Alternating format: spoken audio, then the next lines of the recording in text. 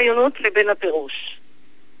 זאת אומרת, לפי פרויד, החלום הוא לא חשיבה משמעותית בפני עצמו, אלא מעין תוכן מוצפן. ולכן הצורה שלו היא לא צורת חשיבה, אלא מין, נגיד, קוד של צופן. או איכשהו בלשונו שלו, כללי תרגום. כלומר, אם יודעים את הצופן, אפשר לפענח את הקוד ש... כן, ברור. אם אני רואה רכבת או חולמת על כל מיני דברים שלא ברורים לי, יש לזה צופן. את טוענת שיש איזושהי לוגיקה? אני טוענת טענה אחרת כנגדו. אני אומרת שאני רוצה דווקא לקיים את ההבטחה של פרויד, שהחלום הוא כן בעל משמעות בפני עצמו, ולכן כן בעל צורה של חשיבה נבדלת מזאת שבהקיץ, ובעיקר אני רוצה לתאר את הצורה הזאת, כלומר זה מה שאני עושה. אגב, שאני אומרת חשיבה משמעותית, אני לא מתכוונת לאיזה דבר נשגב. איזה משמעות שמעבר למשמעות, כפי שלפעמים משתמשים בזה. אולי באמת אפשר להחליף אותה במילה מובן, כדי לא לבלבל. כשאני אומרת חשיבה בעלת משמעות או מובן, אני מתכוונת לחשיבה שאומרת משהו על משהו, בניגוד לקאוס, שלא אומר כלום על כלום. כן, ואז בעצם אפשר לנתח את זה גם בכלים לוגיים, את הדבר. אבל בואי נגיד, ניתן דוגמה, ואת גם נותנת בספר כל מיני דוגמאות של אנשים שמספרים על חלום. עכשיו, כשמישהו מספר לנו על חלום שלו, הוא אומר דברים נורא מוזרים ונורא לא קוגניטיביים כביכול. אפילו הדוגמה, ידידי רייש בחלום הוא בעצם הדוד שלי. זאת אומרת, מזיג שתי דמויות מתמזגות לנו בחלום. איך זה באמת מתפרש גם בצורה לוגית? קודם כל, אני רוצה להוריד תשומת הלב למה שאמרת עכשיו, שאנחנו בחלום, אנחנו מספרים את זה, כי בחלום אנחנו מבינים את זה.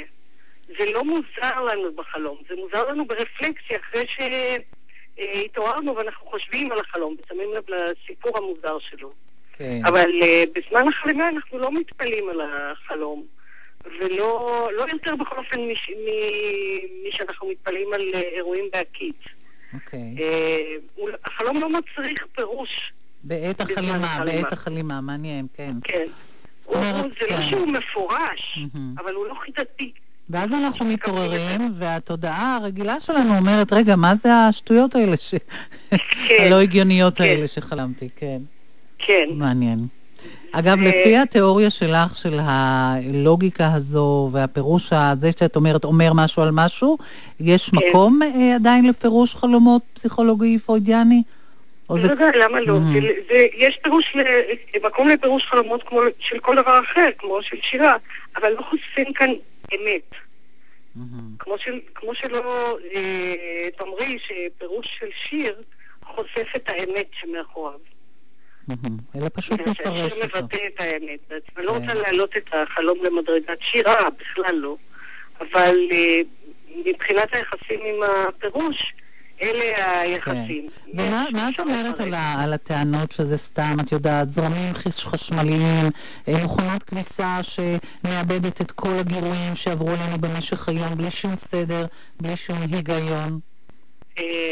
קודם כל, את הדברים האלה אפשר להגיד גם על חשיבה ערה. ובאמת אני אזכיר פה, ראוי להזכיר אי הבנה אחת ענקית שמקורה בפרשנות מוטעת לדעתי של המחקר, שבפני עצמו הוא מרתק וחשוב, על המוח. כי האי ההבנה הזאת שמה מכשול באמת לכל מחקר בתחום התודעה, רוח הנפש, איך שלא קוראים לזה מיינד. אני רק אגיד בקשר לזה כי לא נספיק יותר, נכון. שאין שום אפשרות שהיא לעשות רדוקציה של התופעה הנפשית בחלום או בעירות לפעילות מוחית. אין כל דרך להמיר אותה בממצאים, את התודעה, בממצאים נאורו-פיזיולוגיים. עדיין. כי אפילו הקיצונים שבין הרדוקציוניסטים, ברור.